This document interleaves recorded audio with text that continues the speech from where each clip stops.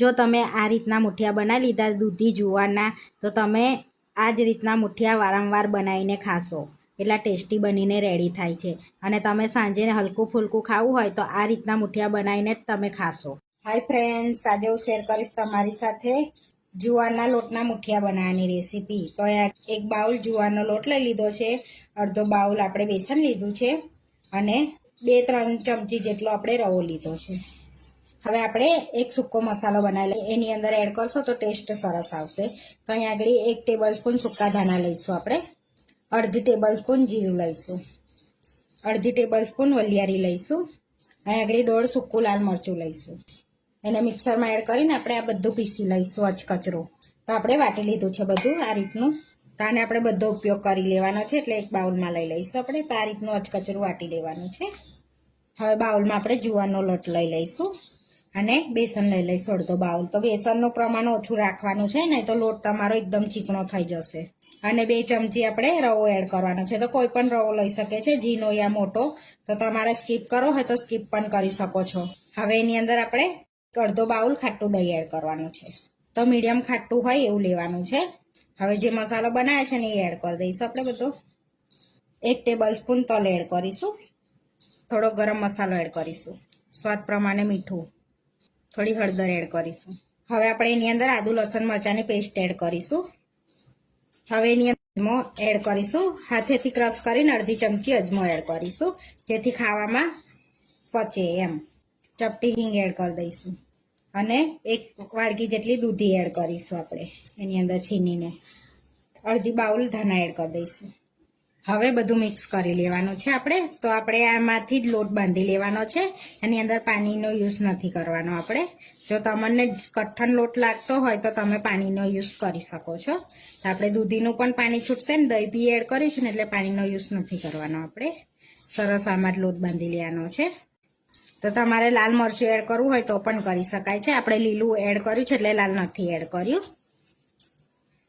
તો અજમો ને હિંગ એડ કરવાથી એ પચવામાં એ હળવો રહે છે, એટલે હિંગ અને અજમો એડ કરવો. આપણે સરસ એવો લોટ બંધાઈ ગયો છે. હવે એની અંદર થોડોક સોડા એડ કરીશું ખાવાનો આપણે, અને થોડુંક પાણી એડ કરી દઈશું આપણે 1 ચમચી જેટલું. અને મુઠ્ઠી આપણા ઠંડા થયા પછી પણ પોચા લાગે ને એના માટે 1 ટેબલ સ્પૂન જેટલું તેલ એડ કરવાનું છે. અને બધું સરસ મિક્સ કરી દેવાનું છે, સરસ એવું. આપણે પાણીની જરૂર નથી પડી બહુ, આપણે 1 ચમચી એડ કર્યું હતું, જેથી સોડા એડ કર્યો તો એને એક્ટિવ કરવા માટે સોડાને લીધે આપણે થોડુંક પાણી એડ કર્યું હતું, બાકી પાણીની જરૂર બિલકુલ નથી. જોઈ શકો છો સરસ એવો ઢીલો લોટ બંધાઈ ગયો છે. આપણે આ રીતનો બાંધવાનો, તમારે કઠણ રહેતો હોય તમે એડ કરી શકો છો. હવે આપણે મુઠિયાને સ્ટીમ કરવાના છે, તેના માટે આ રીતે કાનાવાળી પ્લેટ લઈ લીધી છે અને તેલથી ગ્રીસ કરી લઈશું પહેલાં આપણે સરસ એવી આ રીતની. હવે આમાંથી આપણે થોડોક લોટ લઈશું અને સરસ એવું સેલન્યું વાર લેવાનું છે આ રીતનું. તો તમારે પાતળું વાળવું હોય તો પાતળું વાળી શકો છો, અને જાડું વાળવું હોય તો જાડું વાળી શકો છો. તો આ રીતનું આપણે પતલું વાળી લીધું છે, બહુ જાડું નહીં બહુ પતલું નહીં. તો અહીંયા આપણે બધા વાળી લીધા છે સેલનિયા આ રીતના, જોઈ શકો છો સરસ એવા. તો હવે આપણે એને સ્ટીમ કરી લેવાના છે. હવે આગળ પાણી ગરમ કરવા મૂકી દીધું છે, તો પાણી સરસ ગરમ થઈ ગયું છે. તો હવે પ્લેટ એડ કરી દઈશું એની પર આ રીતની આપણે. તો આગળ આપણે સ્ટીમ કરવા મૂકી દીધું છે. તો બાઉલને ઢાંકી અને 20 થી 25 મિનિટ માટે સ્ટીમ થવા દઈશું ધીમા તાપે, એટલે સરસ ચડી જઈએ. 20 મિનિટ જેવું થઈ ગયું છે, 20 થી 25 મિનિટ ચડી લઈશું. તો જોઈ શકો છો સરસ એવા ફૂલીને આપણે રેડી થઈ ગયા છે, સરસ એવા ચડી ગયા છે. તો હવે આપણે ચેક કરી લેવાનું. તો ના ખબર પડે તો આ રીતે ચક્કુ એડ કરીને ચેક કરી લેવાનું. તો આપણું ક્લીન ચક્કુ બહાર નીકળે એટલે આપણા મુઠિયા રેડી છે, સ્ટીમ થઈ ગયા છે સરસ એવા. હવે આપણે ઠંડા થવા દેવાના છે ને. મુઠિયા સરસ ઠંડા થઈ ગયા છે, જોઈ શકો છો. હવે આપણે કટ લગાડી લઈશું. તો હવે આપણે ગોલ શેપમાં કટ કરી લઈશું આ રીતે. તો જોઈ શકો છો સરસ એવા કટ પણ થાય છે, આપણે એકદમ સરસ એવા કટ થયા છે. ઠંડા થયા પછી પણ જોઈ શકો છો એકદમ સોફ્ટ લાગે છે અને એકદમ પોચા છે. તો તમે આમ સ્ટીમ કરેલા પણ એમને પણ ખાઈ શકો છો, વઘાર્યા વગર આ રીતના પણ ખાઈ શકાય છે એમને. આપણે બધા કટ કરી લીધા છે આ રીતે. હવે વઘારી લઈશું આપણે એને. તો આ રીતે આપણે નોનસ્ટિકની પેન લઈ લઈશું, એની અંદર આપણે મુઠિયાને વઘારી લઈશું.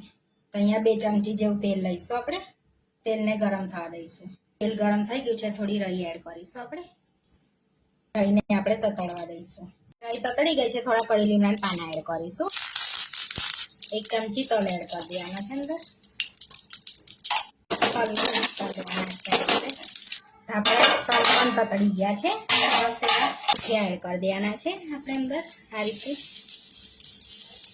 તો તમે આ રીતે મૂકીને એને સરસ ક્રિસ્પી પણ કરી શકો છો. ઉપરનો પડ ગોઠવીને હવે પલટાઈ લેવાના છે આ રીતે. તો સરસ મિક્સ કરી લઈશું. આપણે બધા સરસ મિક્સ કરી દીધા છે. તો ધાણા એડ કરીશું થોડા અને મિક્સ કરી લઈશું સરસ એવા. તો આપણે મુઠિયા રેડી થઈ ગયા છે સરસ એવા. મિક્સ કરીને હવે સર્વ કરી લઈશું.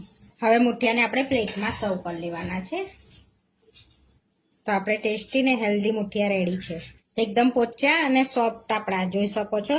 એકદમ પોચા અને સોફ્ટ એવા જુવારના લોટના મુઠિયા બનીને રેડી થઈ. તમે આ ચા યા કોફી સાથે પણ ખાઈ શકો છો. ગ્રીન ચટણી જોડે યા ટોમેટા કેચઅપ જોડે પણ ખાઈ શકો છો. અને ડાયટમાં પણ ખવાય છે મુઠિયા.